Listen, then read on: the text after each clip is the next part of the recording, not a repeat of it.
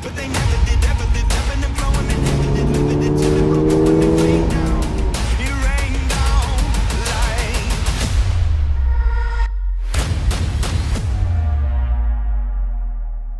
Kalian nggak salah kalau ngeliat mobil ini di jalan terus nggak ngeh atau nggak sadar kalau ini adalah model penyegarannya, model baru tahun 2024. Yes, karena ini adalah Subaru BRZ 2024 yang sebenarnya makin canggih, makin aman. Lantas apakah itu buat kalian penasaran?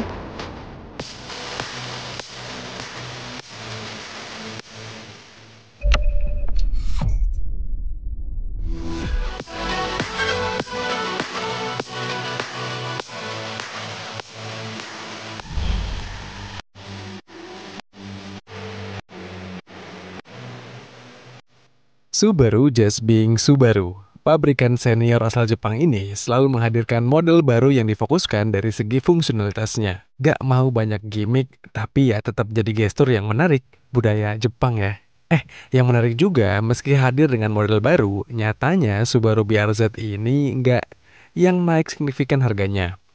Dulu mereka menjual drift machine mereka ini dengan harga 845 juta sampai 870 jutaan. Nah, yang model 2024 ini, BRZ dijual mulai dari 885 juta sampai 890 jutaan. Harganya naik dikit, tapi ya penyegaran yang diberikan nggak bisa dianggap remeh nih.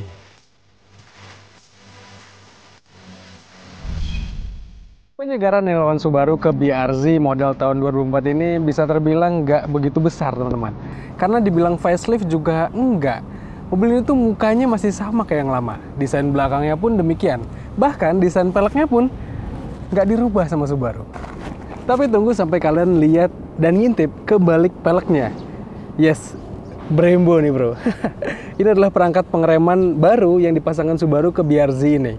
Yang ngebuat secara tampilan lebih keren dan secara performa makin mantap. Ya, desain mobil ini mungkin sama aja dengan yang lama. Gak ada bedanya sama sekali. Tapi, gestur Subaru untuk ngasih perangkat pengereman dari Brembo sebagai kit standar adalah manuver yang sangat menarik. Image BRZ sejak lama terkenal sebagai sebuah drift machine yang piawai. Sekarang ditambah kit dari Brembo, rasanya Subaru makin menghalalkan pemilik mobil ini untuk bersenang-senang dengan BRZ-nya. By the way, di depan ini pakai kaliper Brembo 4 piston dengan rotor 236 mm. Sementara di belakang pakai kaliper 2 piston dengan rotor 316 mm. Subaru mengklaim penggunaan tapak brake pads, lingkar rotor, sampai kaliper dari Brembo ini meningkatkan kekuatan pengereman, handling lebih presisi, dan feel pure sports car yang makin terasa.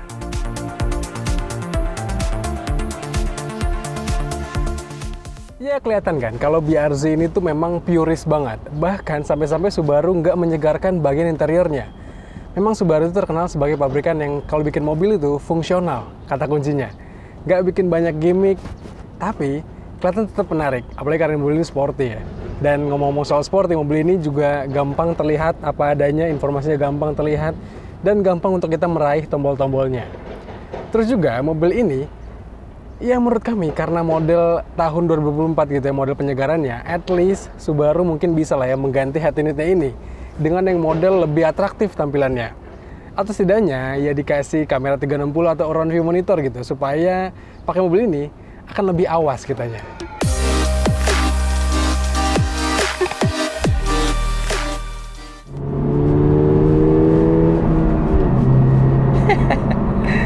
Tapi ya bagaimanapun, menyetir BRZ itu selalu menyenangkan. Walaupun kita nggak dapet tadi yang saya ceritain ya, kokpit yang lebih segar, tapi nggak masalah lah. Menyetir mobil ini asik-asik aja. Dan ya, lagi-lagi Subaru Just Being Subaru. Mereka piawai sekali membuat mobil yang asik dan menyenangkan untuk mengendarai. Mobil ini nggak sekedar tagline, pure sport car. Tapi bener ada, ini mobil kerasa murni sekali. Dan kalau kalian mencari sebuah kendaraan, mencari sebuah mobil untuk bersenang-senang, adalah sebuah jawaban.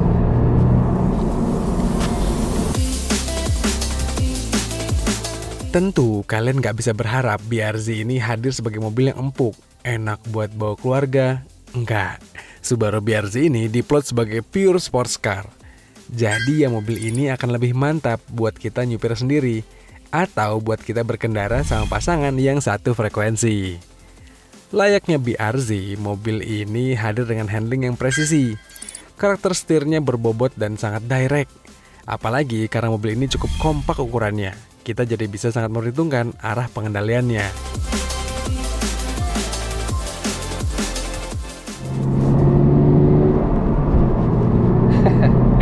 Untuk urusan dapur pajunya, jelas karena ini adalah sebuah BRZ yang versi penyegaran, belum ganti generasi. Jadi Subaru masih mempertahankan mesin boxer 2400 cc yang natural aspirated ke mobil ini. Ini adalah mesin yang cukup bertenaga dan tergolong buas dari segi torsinya.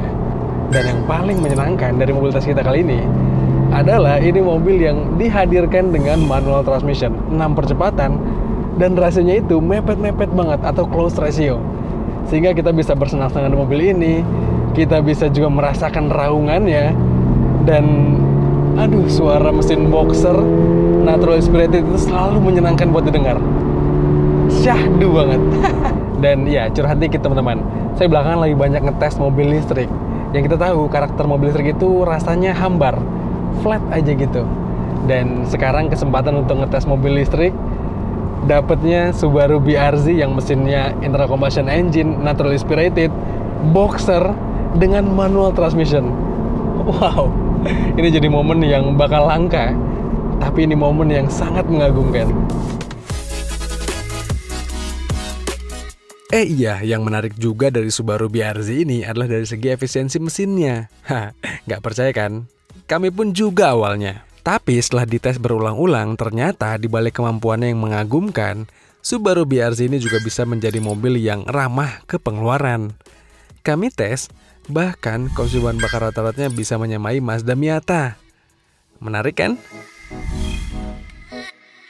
Iya, Subaru itu selain memberikan upgrade dari segi pengereman, mereka juga mendatangkan fitur ADAS yang khasnya mereka, EyeSight, di Subaru BRZ model tahun 2024 ini.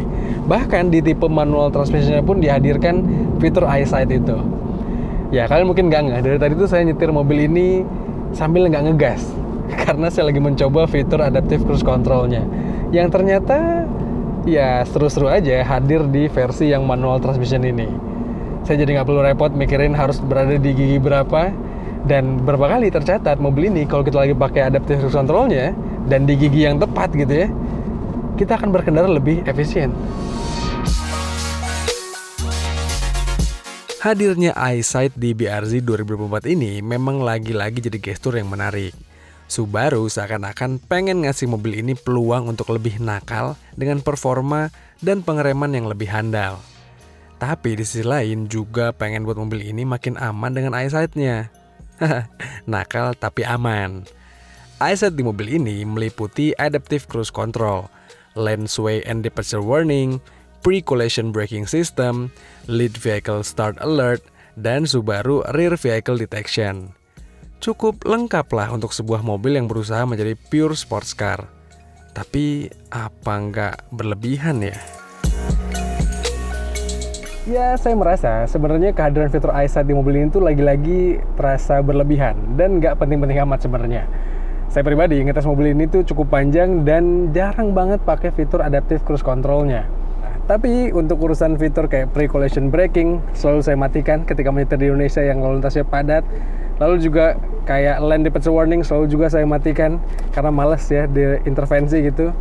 Dan ngomong-ngomong soal intervensi, rasanya pembeli mobil yang manual transmission kayak gini, Subaru BRZ manual transmission kayak gini, rasanya nggak butuh-butuh amat fitur ADAS. Karena tentu bagi mereka yang mencari mobil manual transmission, jelas mengincar sebuah kesenangan. Tentu nggak ingin aktivitas mengemudinya diintervensi.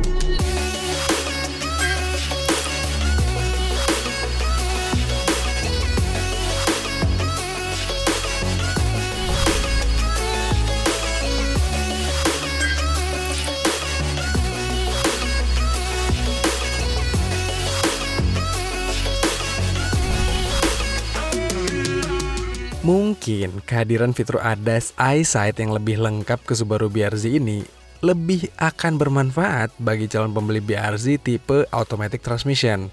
Asik kan, bisa dibantu dan makin dijagain ketika menyetir. Menurut kami, Subaru BRZ tipe manual ini rasanya memang menyasar segmen yang jelas banget. Segmen yang sangat niche dan mengedepankan rasa berkendaranya. Harusnya Subaru bisalah menawarkan pilihan BRZ manual tanpa eyesight, supaya harganya lebih menarik lagi.